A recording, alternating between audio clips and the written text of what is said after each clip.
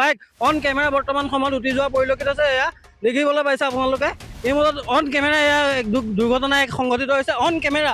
বৰ্তমান আমি যেতিয়া বাতৰি পৰিৱেশন কৰি আছিলোঁ তেনে সময়তে এখন বাইক আচলতে এনেদৰে বৰ্তমান সময়ত এক দুৰ্ঘটনা হোৱা আবদ্ধ হৈ পৰিছে পানীৰ মাজত। পোনপটীয়াকৈ মোৰ কেমেৰা সহযোগে দৃশ্যাংশ দেখুৱাই আছে। এখন খৰস্ৰোতা নৈখন অসম অৰুণাচল সীমান্তৰ বিহালীৰ বিহমাৰীৰ। এই দৃশ্যই দেখুৱাই নৈখনৰ বিপদজনক ৰূপ। বিহালী সমষ্টিৰ মিচিংগাঁও আৰু বিহমাৰীৰ মাজেৰে বৈ গৈছে বিহমাৰী নৈ। নৈখনৰ ওপৰত নাই দলং। বৰষুণৰ বতৰত বিহমাৰী নৈয়ে উগ্ৰ ৰূপ লয়।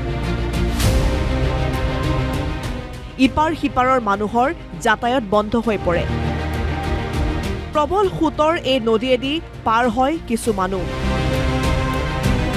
গাড়ী মটৰ চাইকেলেৰে পাৰ হয়।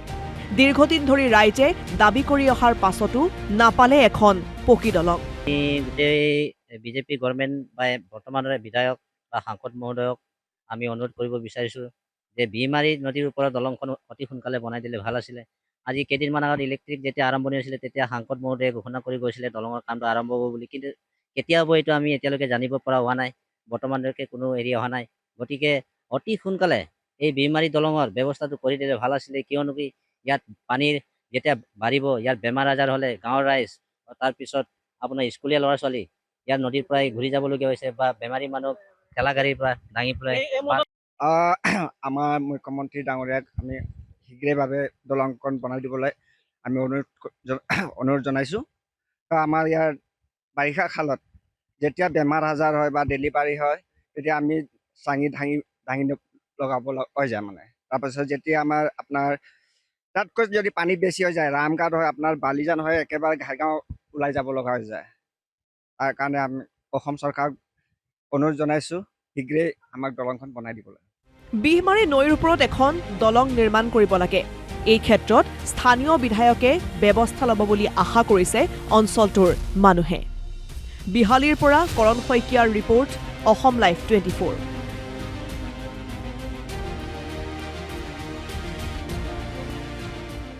বাইক অন কেমেৰা বৰ্তমান সময়ত উঠি যোৱা পৰিলক্ষিত আছে। এয়া দেখিবলৈ পাইছে আপোনালোকে। এই মুহূৰ্তত অন কেমেৰা এয়া দুৰ্ঘটনা সংঘটিত হৈছে অন কেমেৰা। বৰ্তমান আমি যেতিয়া বাতৰি পৰিৱেশন কৰি আছিলোঁ তেনে সময়তে এখন বাইক আচলতে এনেদৰে বৰ্তমান সময়ত এক দুৰ্ঘটনা হোৱা আবদ্ধ হৈ পৰিছে পানীৰ মাজত। পোনপটীয়াকৈ মোৰ কেমেৰা সহযোগে দৃশ্যাংশ দেখুৱাই আছে।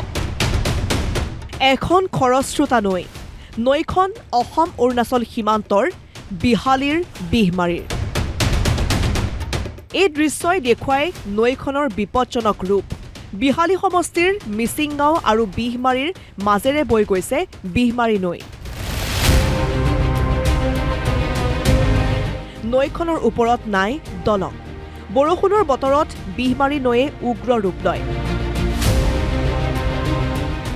ইপাৰ সিপাৰৰ মানুহৰ যাতায়াত বন্ধ হৈ পৰে। প্ৰবল সোঁতৰ এই নদীয়েদি পাৰ হয় কিছু মানুহ। গাড়ী মটৰ চাইকেলেৰে পাৰ হয়। দীৰ্ঘদিন ধৰি ৰাইজে দাবী কৰি অহাৰ পাছতো নাপালে এখন পকী দলং। গোটেই বিজেপি গভৰ্ণমেণ্ট বা বৰ্তমানৰ বিধায়ক বা সাংসদ মহোদয়ক আমি অনুৰোধ কৰিব বিচাৰিছোঁ যে বিহমাৰী নদীৰ ওপৰত দলংখন অতি সোনকালে বনাই দিলে ভাল আছিলে। আজি কেইদিনমান আগত ইলেক্ট্ৰিক যেতিয়া আৰম্ভণি হৈছিলে তেতিয়া সাংসদ মহোদয়ে ঘোষণা কৰি গৈছিলে দলঙৰ কামটো আৰম্ভ হ'ব বুলি, কিন্তু কেতিয়া হ'ব এইটো আমি এতিয়ালৈকে জানিব পৰা হোৱা নাই। বৰ্তমানলৈকে কোনো হেৰি অহা নাই। গতিকে অতি সোনকালে এই বিহমাৰী দলঙৰ ব্যৱস্থাটো কৰি দিলে ভাল আছিলে, কিয়নো কি ইয়াত পানীৰ যেতিয়া বাঢ়িব, ইয়াত বেমাৰ আজাৰ হ'লে গাঁৱৰ ৰাইজ, তাৰপিছত আপোনাৰ স্কুলীয়া ল'ৰা ছোৱালী ইয়াত নদীৰ পৰাই ঘূৰি যাবলগীয়া হৈছে, বা বেমাৰী মানুহ ঠেলা গাড়ীৰ পৰা দাঙি পেলাই। আমাৰ মুখ্যমন্ত্ৰী ডাঙৰীয়াক আমি শীঘ্ৰেভাৱে দলংখন বনাই দিবলৈ আমি অনুৰোধ জনাইছোঁ। আমাৰ ইয়াৰ বাৰিষা কালত যেতিয়া বেমাৰ আজাৰ হয় বা ডেলিভাৰী হয় তেতিয়া আমি চাঙি দাঙি লগাব হৈ যায় মানে। তাৰপাছত যেতিয়া আমাৰ আপোনাৰ তাতকৈ যদি পানী বেছি হৈ যায়, ৰামঘাট হয়, আপোনাৰ বালিজান হয়, একেবাৰে ঘাইগাঁও ওলাই যাব লগা হৈ যায়। তাৰ কাৰণে আমি অসম চৰকাৰক অনুৰোধ জনাইছোঁ শীঘ্ৰেই আমাক দলংখন বনাই দিবলৈ। বিহমাৰী নৈৰ ওপৰত এখন দলং নিৰ্মাণ কৰিব লাগে। এই ক্ষেত্ৰত স্থানীয় বিধায়কে ব্যৱস্থা ল'ব বুলি আশা কৰিছে অঞ্চলটোৰ মানুহে। বিহালীৰ পৰা কৰণ শইকীয়াৰ ৰিপৰ্ট, অসম লাইভ 24।